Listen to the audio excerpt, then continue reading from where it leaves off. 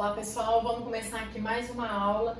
Então, ainda dentro da temática de clima organizacional, a gente vai falar um pouquinho sobre essas estratégias de gerenciamento do clima organizacional.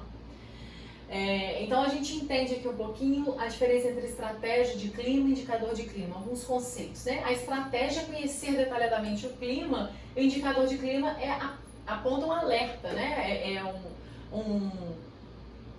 O próprio nome diz, ele indica como o clima está. A pesquisa de clima é uma estratégia de clima organizacional. Outras estratégias também são utilizadas. Reuniões, contato direto, entre gestores, né? Entrevista de ligamento, serviço social. Então, isso tudo vai ser colocado aí como estratégia de clima organizacional. O turnover é um indicador de clima organizacional. Outro indicador pode ser o próprio programa de sugestão, onde as pessoas colocam ali, né, a percepção delas em relação a tudo isso. Bom, quais são as etapas? Existem aqui 11 etapas que o Luz lá em 2003 propôs, e eu trouxe de 2003 porque eu ainda acho que elas são muito utilizadas, e ele explica muito bem cada uma delas. Essa estrutura é muito boa e vocês podem seguir sem nenhum problema. Então, a primeira é a aprovação e apoio da direção, que é fundamental você ter o apoio do topo para realizar pesquisa de clima, e não só realizar pesquisa, mas também divulgar resultado. A cúpula deve apoiar não só a pesquisa, mas todas as potenciais mudanças decorrentes da pesquisa realizada. Sem este apoio, o RH não deve realizar pesquisa, pois não conseguirá gerenciar efetivamente o clima, dado que depende da aprovação dos superiores para realizar determinadas mudanças. Por quê? Aplicou a pesquisa, teve o resultado. As pessoas ficam sabendo do resultado, fica na expectativa daquilo que não está bom, melhorar. Aí, se o RH não tem apoio da alta direção, não vai ter recurso para resolver o que precisa ser solucionado. Então, não faça se não tiver apoio da alta direção. Segunda etapa, planejamento da pesquisa. Então, é importante definir o objetivo da pesquisa, o público-alvo, quem vai conduzir a pesquisa, vai ser o RH, vai ser uma consultoria. Quais são as vantagens de ser o RH da própria empresa? O custo é mais baixo e o conhecimento do contexto é maior. Qual que é a vantagem de ser uma consultoria? Há um conhecimento especializado sobre o clima e que fica ali neutro, né? Porque não está dentro da organização, então não tem, ele alivia a equipe de RH dessa operacionalização, né? É possível ser feito um benchmark, que é esse comparativo. A forma de coleta das pesquisas será virtualmente, né, ou fisicamente, precisa ser definido. Qual a técnica a ser utilizada? É entrevista, é questionário, como é que é? Normalmente é questionário. Periodicidade uma vez ao ano, ou não, mais de uma vez? Como é que vai aplicar isso? Qual que vai ser o momento da aplicação? Janeiro, fevereiro, né? O ideal é aplicar em momentos neutros, ou seja, momentos que não tem muita euforia ou muita tristeza. A gente já conversou sobre isso, normalmente maio, outubro. Normalmente aplica-se em maio, porque outubro é planejamento estratégico. Então define-se aí, preparação dos gestores também. Precisa preparar os gestores. Por quê? Porque é fundamental que eles entendam que está sendo avaliado o clima e que a supervisão, a gestão deles pode ser criticada.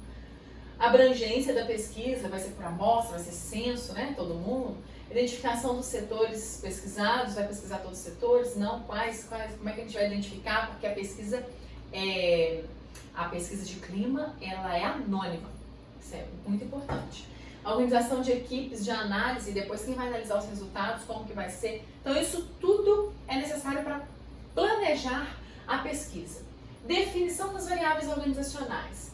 Definir as variáveis e definir os pontos que serão avaliados. Então, esses pontos refletem a realidade da empresa, as suas necessidades. Ou seja, gente, cuidado em pegar questionários prontos de pesquisa de clima.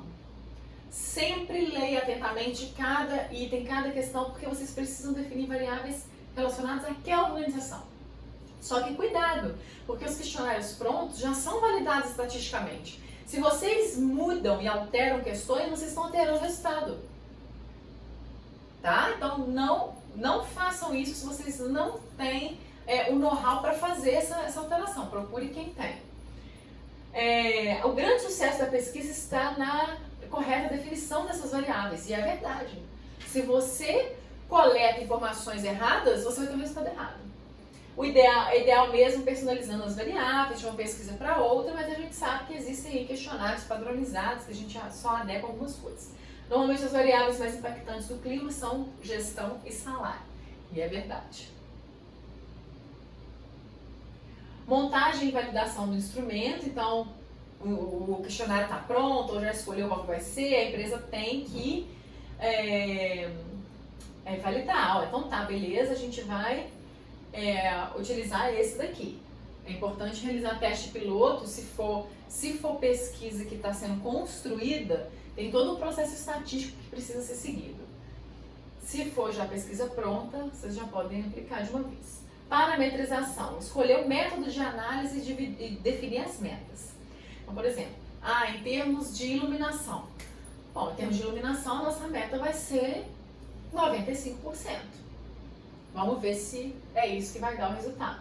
Dependendo desse número, é necessário o apoio do setor de TI, de consultores, para dar esse suporte de análise. Define-se então os critérios, serão utilizados para tabular os dados coletados. Se for questionário, às vezes já vem com esse padrãozinho de análise. Mas depende, você precisa ver se é um questionário que precisa de uma análise de regressão ou se são estatísticas descritivas simples, média, moda, variância, certo? A divulgação, a participação de todo o público-alvo e da alta cúpula é fundamental. Então, como que você vai divulgar essa pesquisa de clima? Lembra da comunicação? A comunicação precisa ser eficaz nesse processo. Você precisa divulgar por um canal que realmente vá sensibilizar e movimentar as pessoas. Então, eles devem assegurar que os funcionários estão aqui, importantíssimo, gente, esclarecer o seu processo.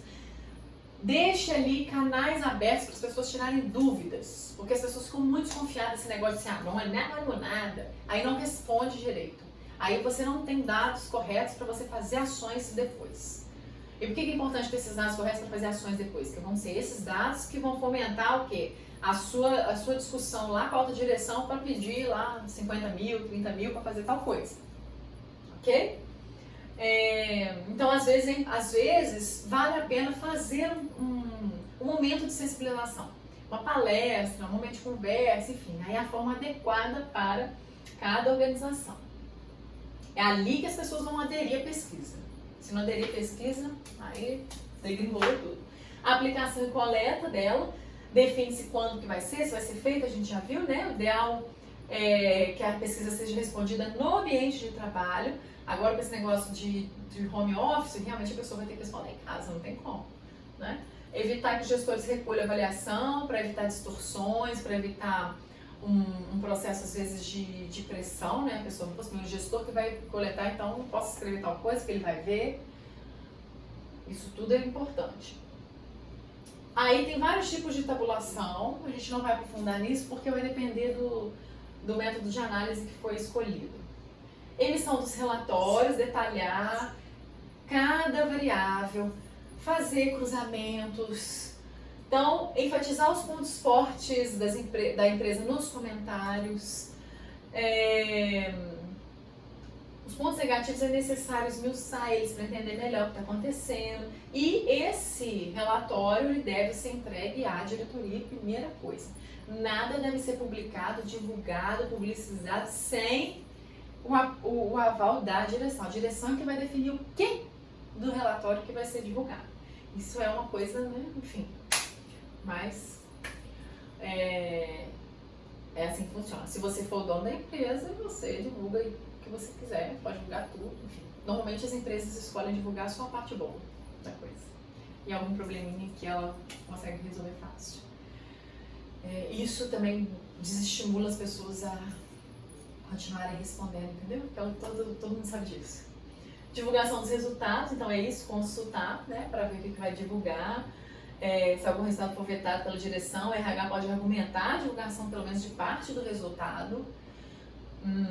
Porque assim, gente, ninguém está num lugar maravilhoso, certo? Então, é importante, principalmente agora nesse momento, a transparência. Até para se melhorar. Então, quanto mais ilustrada, melhor para a compreensão, menos escrito, mais imagem, mais números fáceis de compreender. Aqui, ó, tá vendo? Então eu trouxe um exemplo, ó.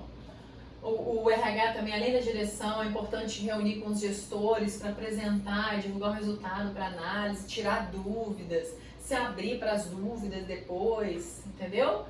Detalhe o resultado da área de cada gestor, as necessidades de melhoria, as coisas positivas. Então aqui a gente tem um exemplo para ilustrar. E a última etapa aí é a definição dos planos de ação. É uma das etapas mais importantes do processo, pois quando a empresa, de certa forma, gera contrapartida para a colaboração dos funcionários em terem respondido o questionário. Então, feito tudo aquilo, gera-se um plano de ação para que então seja solucionados os problemas, sejam resolvidos os problemas encontrados. Os planos envolvidos e apresentados à direção devem ser passíveis de serem realizados. Não cabendo sugestão utópica, claro, né? Tudo muito objetivo, tudo muito claro.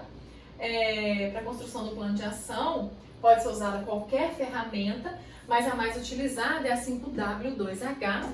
Eu não sei se vocês já sabem o que é 5W2H, então eu vou escrever aqui para vocês. É uma das ferramentas, tá, gente, de plano de ação, podem existir outras. Então, 5W, por quê? 1, 2, 3, 4, 5 e 2H. Então, a gente tem aqui what, where, why, who, when. Ok? How much. Certo? Então aqui, o que, onde, por quê, quem, quando. Tô péssima a letra, né, gente? Mas vai assim mesmo, que aqui de lado é ruim. Como e quanto custa. Nossa, foi horroroso. Mas deu pra vocês entenderem isso, né? Então, o que, onde, por quê, quem, quando, como, quanto custa. Então, vai ser feito uma planilha.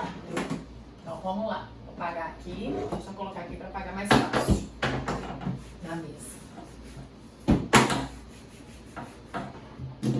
Então, vai ser feita uma planilha em que esses itens são colocados, né? Então, aqui a gente coloca o que, aqui a gente coloca o porquê, aí o quando, a data, quem, e por aí vai. How much, quanto custa, e por aí vai, certo? E aí vai preenchendo aqui, ó, o que? Melhorar a iluminação dos setores. Por quê? Está afetando o clima organizacional. Quando? Um prazo. 31 de novembro de 2020. Quem? Nome. CPF. Fulano de tal do almoxarifado. Quanto vai custar? 5 mil reais para trocar todas, né? Tudo da empresa. Percebe? E aí por aí vai. Essa então é a ferramenta 5W2H, que até hoje é a mais usada aí para a construção de planos de ação. E a gente acrescenta o status. Aquele item já foi realizado, ok? Não. Tá certo? Então, essas aqui são as etapas. E em termos de gestão, a gente entende que o foco da melhoria deve estar nas práticas estabelecidas e não nos eventos que geram influência dessas práticas. Então, quais são realmente as práticas que estão influenciando o clima? Assim, após a etapa de definição dos planos de ação, é preciso continuar o processo de gestão por meio do acompanhamento às ações desejadas. É claro, gente, todo processo de gestão precisa de acompanhamento. Fez o plano de ação, realizou, tem que acompanhar. Se está realizando, se realmente está melhor, se as pessoas estão se sentindo melhor, dá para perceber o clima. Se o clima geral estiver bom, é preciso criar estratégias para mantê-lo dessa forma. Caso ele não esteja bom, é preciso criar estratégias para melhorá-lo. Então, isso daqui é para pegar espertinho, porque tem muita gente que aí responde a pesquisa maravilhosa, o resultado é o quê? Clima geral bom, excelente, maravilhoso. O clima está ótimo. O clima está ótimo? Então, você precisa realizar ações para manter esse clima ótimo, que pode ser, inclusive, mais difícil do que você fazer ele ficar bom. É a mesma coisa, manter o sucesso é mais difícil do que chegar até ele. Entendeu? Então, ela deve acontecer, a gestão do clima, tanto a nível macro quanto a nível micro, né? Ou seja, tanto em relação à empresa como um todo, quanto em relação a cada setor ou subdivisão da empresa. Nem todos os problemas relacionados ao clima serão de atuação direta do RH. Isso é importante, igual eu dei o exemplo aqui da iluminação, é o rapaz do almoxarife, mas o RH é que vai ali de alguma forma construir aquele plano de ação e pode acompanhar junto com o gestor lá do almoxarifado a concretização e realização dele. A partir da análise final e definição dos planos de ação, tem-se fomento para a LNT, que é o quê? Levantamento das necessidades de treinamento. Se considerarmos, em termos da área de RH, a gente pode ter isso. É possível relacionar o clima com o resultado, seja no nível macro ou no nível micro. Se você verifica que as ações para a melhoria do clima impactaram no resultado, essa relação está positivamente estabelecida. Mas não se tem, assim, uma confirmação científica disso, ok? É importante verificar ao longo do tempo, porque pontualmente pode haver algum viés, algum viés mesmo, não teria outra palavra. Monitore o clima por meio de indicadores que reflitam as variáveis utilizadas na pesquisa. Claro. Lembre-se que o RH não consegue fazer a gestão do clima sozinho, acabamos de falar aqui. As variáveis comportamentais são as mais difíceis de mudar e gerir. Então, por exemplo, se um setor está achando ruim a sua supervisão, a sua liderança, isso vai ser um trabalhão para o RH. Um acompanhamento para esse tipo de mudança deve ser feito de perto pelo gestor direto e pelo RH. Então, os comportamentais são os mais complicados. Então, lembre de girar o PDCA, Plan, Do, Check, Action. Vocês vão aprender na disciplina de estratégia, para a efetivação do plano de ação, caso ocorra algum problema aí. Então, a gente planeja, realiza, verifica e age. A gestão do clima organizacional não está isolada das outras práticas de RH e nem tanto das outras práticas da empresa. O RH, então, precisa apresentar os resultados concretos e consistentes. Porque, gente, apresentando um resultado concreto e consistente, que ele vai conseguir fazer gestão, que ele vai conseguir fomento para realizar suas ações e se posicionar, como RH. Só carinha alegre, apática e triste não traz base para gestão dos bonequinhos. Não que não seja interessante utilizar, mas tem que olhar para aquilo de forma estratégica, de forma a administrar, gestão. Fazer a gestão do clima e buscar a melhoria do mesmo sem deixá-lo piorar. Definir bem o indicador é fundamental para a gestão. É preciso ter cuidado para não criar indicador que não tem funcionalidade. Isso aí, gente, tem empresa que adora fazer isso. Mas a empresa está começando a construir indicador, constrói indicador para tudo. Constrói indicador para as vezes que a porta abre e fecha. Entendeu? Então, tem que pensar muito bem na construção de indicadores. Aqui tem algumas opções. Eu não vou entrar na construção de indicadores porque isso é conteúdo para estratégia, ok? Mas tem regrinhas que ajudam a gente a criar um bom indicador. Comunicação interna pode ser indicador, feedback, transparência nos processos corporativos, relacionamento com o gestor, imagem institucional, diversidade interna, turnover, absenteísmo, reclamações trabalhistas, percepção geral do clima. Então, assim, tem vários indicadores que podem dar suporte ao RH nessa gestão estratégica aí do clima organizacional. Tá certo? Bom, então é isso. Qualquer dúvida, vocês coloquem aqui, também deixem seus comentários. E até a próxima aula.